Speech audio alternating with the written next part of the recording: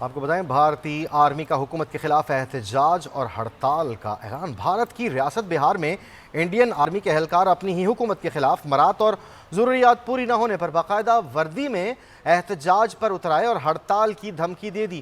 یہ دنیا کا انوکھا واقعہ ہے کہ کسی ملک کی فوج اپنی ہی حکومت کے خلاف کھڑی ہو گئی، جو عناصر دن رات بھارت کی ترقی اور پاکستان کی تنقید کا راگ الاپتے نہیں تھکتے، وہ اب کہاں ہیں؟ پاکستان کے خلاف سازشوں اور پروپیگنڈے کا نتیجہ یہی ہے کہ بھارت کی فوج اپنی ہی حکومت سے بغاوت پر اتر آئی ہے۔ آپ کو آگاہ کرتے چلے اہم خبر سے، انڈین آرمی کا حکومت کے خلاف احتجاج اور ہڑتال کی دھمکی کا اعلان سامنے آیا ہے۔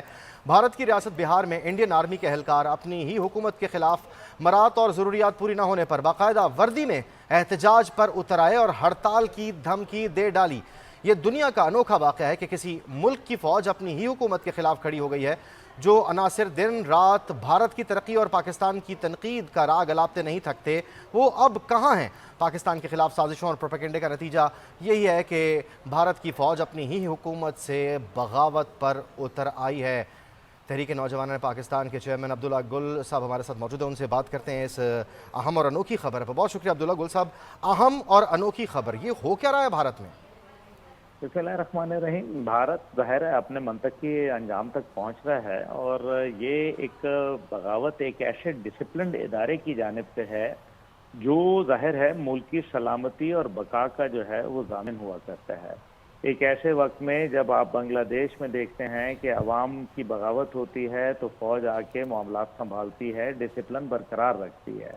نیپال میں دیکھتے ہیں تو وہاں بھی فوج ایک کردار ادا کرتی ہے، سری لنکا میں دیکھتے ہیں تو کردار ادا کرتی ہے۔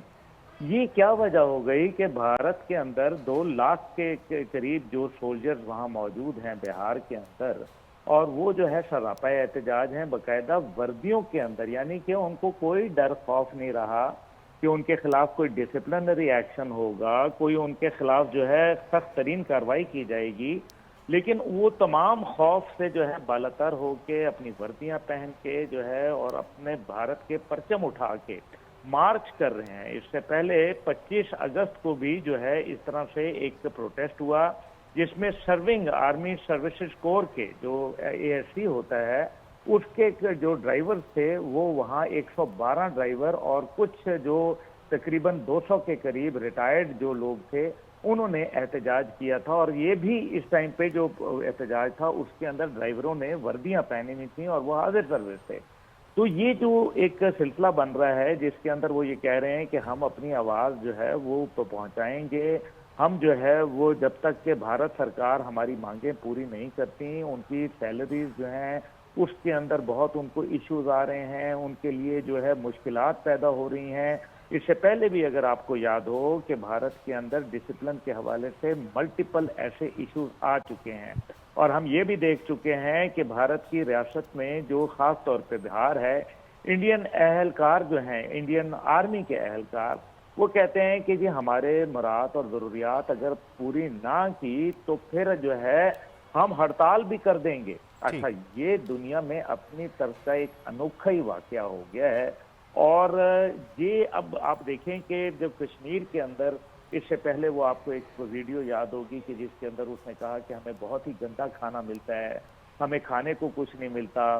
پھر ایک پہلے ویڈیو آئی جس کے اندر اس نے کہا کہ ہمارے ہتھیار نہایت ناقص ہیں، یہ جم جاتے ہیں، ان کا ٹریگر جو ہے وہ رک جاتا ہے، اور بھارت کے اندر جو ہے وہ باقاعدہ دھاندلی ہو رہی ہے، بھارت کے اندر کرپشن ہے جس کی وجہ سے ناقص ہتھیار جو ہے وہ ہمارے بنائے جا رہے ہیں۔ آپ کو پتہ ہے کہ تقریباً 25 سال ہو گئے تیجا جہاز کا جو پروجیکٹ ہے وہ تعطل کا شکار ہے، کیونکہ جنرل الیکٹرک والے جو ہے وہ اس کو انجن سپلائی کرنے سے، یعنی کہ کرپشن کا ایک عروج ہے۔ رافیل جہاز کے اندر ہی 1700 کروڑ کا جو ہے وہ جو ہے گڑبڑ اور گھوٹالا کیا ہوا ہے انہوں نے۔ اب مسئلہ یہاں یہ ہے کہ یہ معاملہ جو ہے وہ کہاں رکے گا؟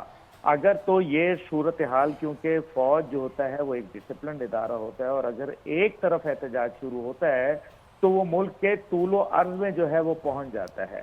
اب یہ 12 تاریخ کا احتجاج جو تھا، جو 12 ستمبر کا کل کا احتجاج جو تھا، یہ ایک میرے خیال میں آئی اوپنر ہے بھارت کی ناقص پالیسیوں کا، पूरी दुनिया में भारत पहले तजलील हुई उसकी पाकिस्तान के हाथों मार्का हक में, और अब जो है वो सरापा एहतजाज है कि जनाब ये चीज़ें मामलात हो रहे हैं। फिर दूसरी बात जो है उनकी इंतहाई कमज़ोर ट्रेनिंग है।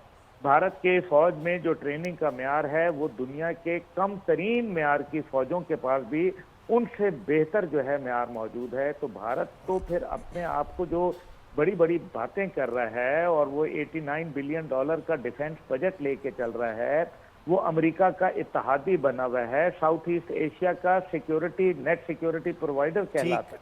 ठीक अब्दुल्ला गुल साहब, बहुत शुक्रिया आपकी कीमती वक्त और कीमती राय का। चेयरमैन तहरीक नौजवान पाकिस्तान हमारे साथ मौजूद थे और हमें इस पर अपना तबसरा दे रहे थे। भारत में एक अजीब ही रविश सामने आई है। भारतीय फौजी जो हैं वो अपनी ही हुकूमत के खिलाफ सड़कों पर निकल आए हैं।